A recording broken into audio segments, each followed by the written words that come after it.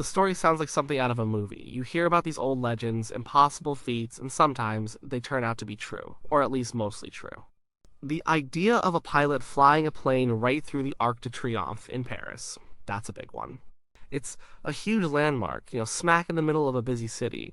It just seems like pure madness. But the story keeps coming up, and for good reason. It's got all the hallmarks of a classic daredevil tale: bravery, skill, a touch of rebellion, and a lot of danger. Think about the Arc de Triomphe itself for a moment. It's not just a big archway. It's a symbol. It stands tall right at the end of the Champs-Élysées, one of the most famous avenues in the world. Napoleon ordered it, built way back in 1806 to honor his victories. It wasn't even finished until 1836. It's massive. The main arch, the biggest one, is over 14 meters wide and nearly 30 meters high. That's a lot of space, but it's still an arch. It means there are stone walls on either side and a solid roof above. It's not like flying in open sky. You have to be precise. You have to hit that gap perfectly. And it's not just the arch, it's the context. Imagine a plane flying through there today. It would be unthinkable. But this story comes from a different time, a time when aviation was still pretty new, still full of unknowns and unbelievable stunts. Back then, after the First World War, planes were still quite basic. They were made of wood and fabric. Yes, they were noisy, often unreliable, and flying them took a lot of guts. Pilots from the war, many of them, had seen unimaginable things. They had flown in dogfights, faced death every day. When the war ended, some of them found it hard to settle back into normal life. They were thrill seekers, they were heroes in their own right, and they knew how to handle these flying machines. Aviation was this new, exciting frontier. People were fascinated by it. Air shows were popular. The pilots would do loops, rolls, and dives just to amaze the crowd. It was an era of pushing boundaries, of trying to do things no one had ever done before. So, in that kind of atmosphere, the idea of someone flying through a famous landmark, it doesn't seem quite so out of place. It fits the spirit of the age. The story often includes a bet, a challenge, something that spurs a pilot on to do something incredibly risky. Maybe someone said it couldn't be done, maybe it was for money or just for bragging rights. The details vary in the telling, but the core idea is a pilot, a plane, and the Arc de Triomphe. It's the kind of story that immediately grabs your attention. It's a human story, really. It's about someone doing something extraordinary, something that goes against common sense and official rules. And that's often why these tales stick around. They speak to something in us, a desire for adventure, for breaking free, for achieving the impossible. When you think about the logistics, it gets even more interesting. Flying through the arch isn't just about getting the plane through the gap. It's about approaching it safely, navigating through a city, doing it at a time when people might be watching, and then flying away without crashing. And without getting caught, perhaps. This wasn't some remote field, this was Paris. The heart of Paris. So, if it happened, it was a huge deal, a public spectacle, whether planned or not. This is why the story has fascinated people for so long. It's not just a rumor, it's a detailed legend, one with a specific pilot's name attached to it.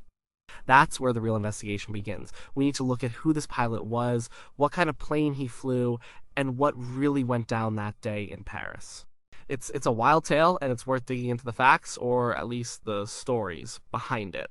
The pilot's name linked to this daring feat is Charles Godefroy. He wasn't just some random flyer.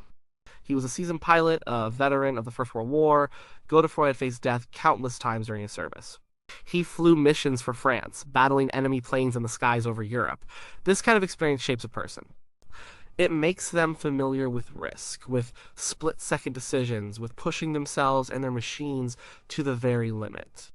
He was part of a generation of pilots who were, in a way, born from the war. They had seen the incredible power and potential of these new flying machines, and they also understood their fragility. Godefroy flew a Nieuport 11 biplane. Sometimes it's identified as a Nieuport 17, but the BB, as it was known, was a small, agile fighter plane. Imagine it an open cockpit, so the pilot was exposed to the wind and cold. No fancy electronics, just basic instruments, an altimeter, an airspeed indicator, a compass. Well, it was largely about feel, about the pilot's connection to the machine. These planes were not big.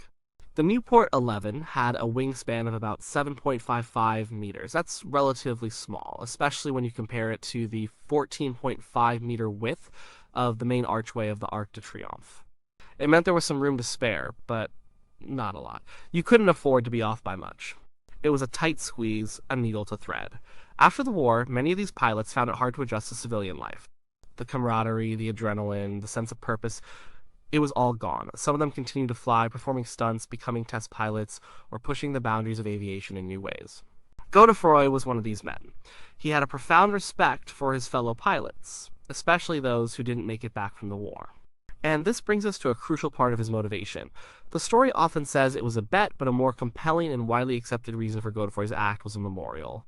One of Godefroy's good friends and fellow pilots, Adolphe Pigoud, had been killed in the war.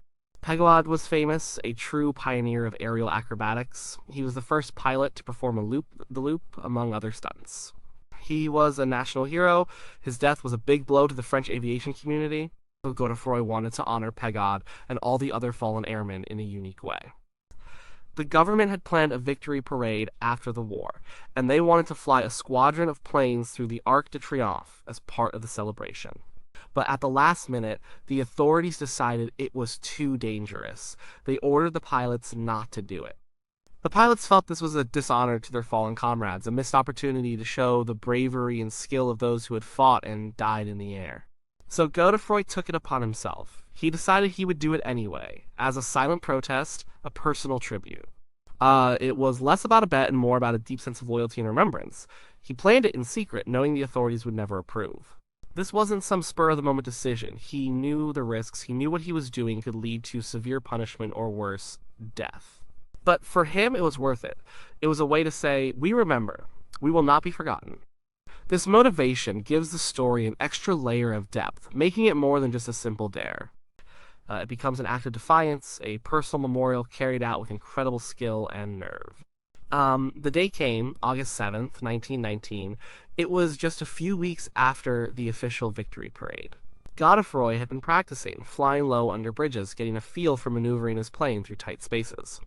He took off from a nearby airfield, Villacoublay, in his Nieuport 11. He headed towards Paris. His plan was simple but terrifying: fly down the Champs Elysees, go through the main arch of the Arc de Triomphe, and then disappear as quickly as he arrived. He had a friend, another pilot named Jacques Pissard, waiting with a camera.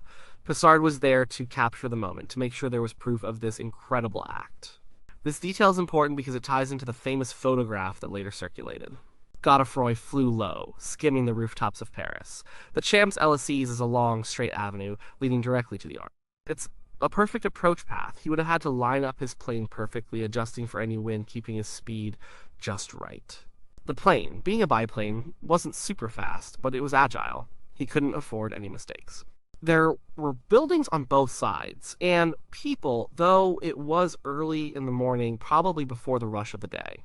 He aimed his plane, a small, noisy craft, directly at the immense stone arch. Imagine the sight. The roar of the engine echoing off the buildings. The plane suddenly appearing, flying so low, right down the famous avenue. Then, the incredible moment, the Nieuport, with Godefroy in the cockpit shooting through the archway. It would have been a blur of fabric and wood, a flash of speed, a loud, unforgettable sound. He had to keep the wings level, centered, and maintain enough airspeed to control the plane without hitting the stone on either side, or the roof of the arch. The 14.5-meter width was enough for his 7.55-meter wingspan, but it left only about 3.5 meters of clearance on each side. That's not a lot when you're flying at speed. After he passed through the arch, he quickly climbed and vanished. He didn't linger. He knew he had broken regulations, defied orders. The act itself was quick, probably lasting only a few seconds from entry to exit. What happened next? He reportedly landed at a prearranged spot, perhaps back at Villacoublay or somewhere more discreet. The immediate aftermath would have been a mix of shock and disbelief for any witnesses on the ground. Not many people would have expected such a thing. It was bold, audacious, and completely unauthorized. The most compelling piece of evidence, and also the most controversial, is a photograph. A single, grainy, but incredibly clear image of a Nieuport biplane, unmistakably Godefroy's plane, flying straight through the Arc de Triomphe. This photo became famous. It circulated widely, cementing the legend. It showed the plane perfectly framed within the arch, a testament to Godefroy's skill and bravery. For many years, this photograph was taken as absolute proof that the event happened exactly as described. It was a visual record of an impossible dream realized, but As with many such dramatic historical images, it eventually came under scrutiny. The story behind the photo and whether it truly depicts the actual flight on August 7th, 1919, adds another layer of intrigue to the whole tale. The photograph is central to this whole story. It's often the first thing people see when they hear about the Arc de Triomphe flight. And it's a striking image, a small biplane, clearly a Nieuport, perfectly framed within the immense archway.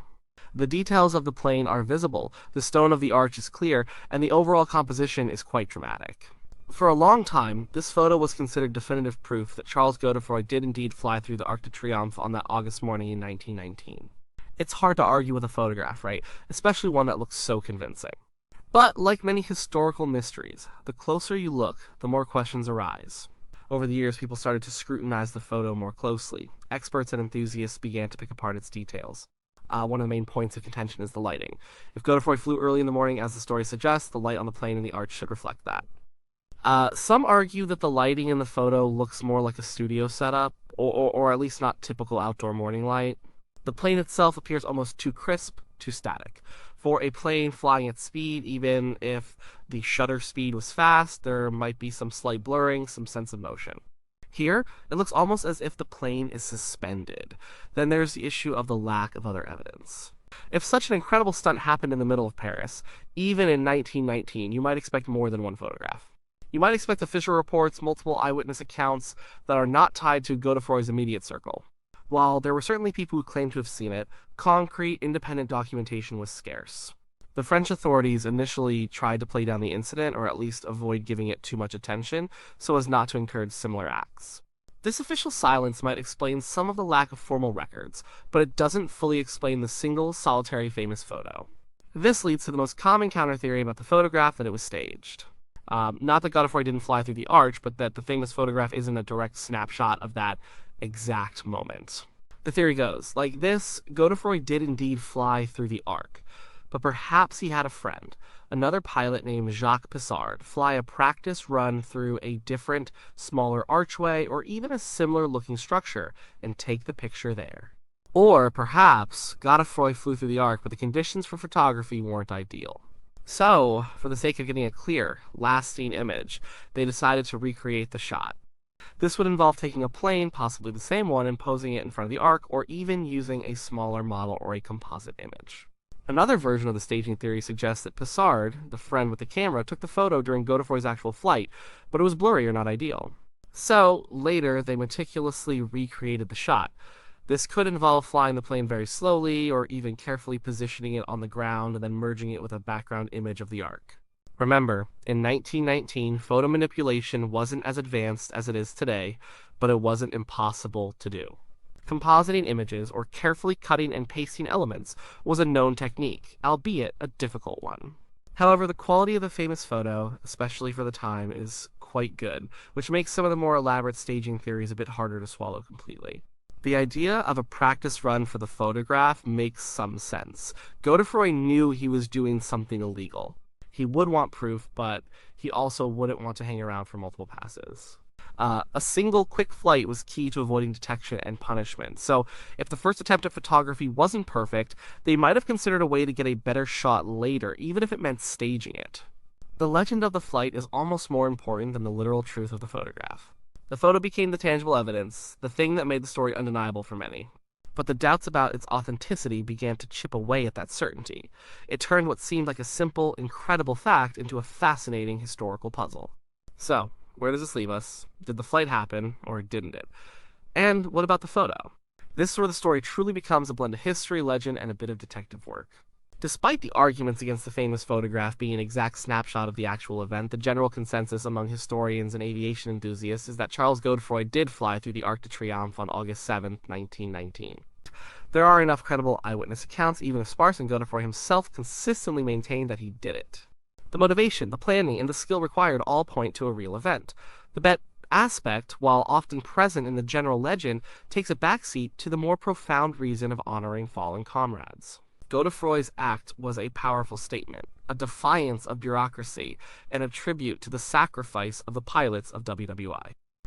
It wasn't just a reckless stunt, it had a deeper meaning for him and for many others in the aviation community. The refusal of the authorities to allow the official fly-through at the victory parade truly angered many of the pilots. Godefroy's flight was a direct response to that. The most likely scenario regarding the photograph is that it is a staged reenactment, or a carefully crafted composite image created after the actual flight to capture the moment perfectly. Perhaps Pissart's initial photographs were not clear enough, or maybe they wanted a more dramatic and iconic representation. It's plausible that the plane was positioned and photographed separately, then expertly combined with a shot of the Arc de Triomphe. This would explain the seemingly perfect clarity and the slightly off lighting that some observers point out. It also doesn't negate the actual flight. It simply means the widely circulated proof is a curated version of the truth. This kind of daredevil act wasn't entirely unique for the era. Early aviation was full of pilots pulling off incredible stunts. There were pilots who flew under bridges, like the famous British aviator Alan Cobham, who flew under London Bridge. Or other pilots who navigated planes through the narrow gaps of natural rock formations. These were people who saw the world differently, who pushed the limits of what was thought possible with these new flying machines. Godefroy's flight through the Arc de Triomphe fits right into that tradition of audacious aerial feats. It encapsulates the spirit of the time, a mix of post-war bravado, technical skill, a hunger for recognition, and a profound respect for the pioneers of flight. The impact of this event, whether real or a photographic stunt, was significant.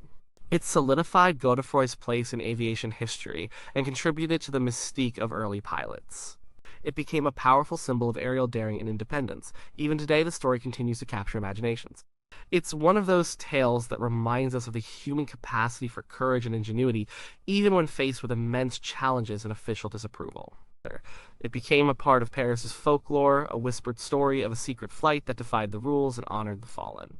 In the end, what truly matters is not just the precise authenticity of a single photograph, but the powerful story it represents. Charles Godefroy's flight through the Arc de Triomphe is a testament to the adventurous spirit of early aviators. He probably did fly through it.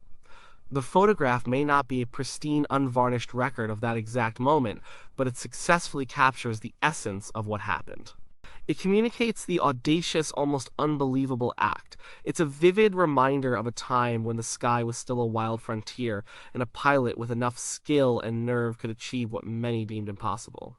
The legend lives on because it speaks to something fundamental about human ambition and the desire to leave a mark, even if it means bending the rules and risking everything.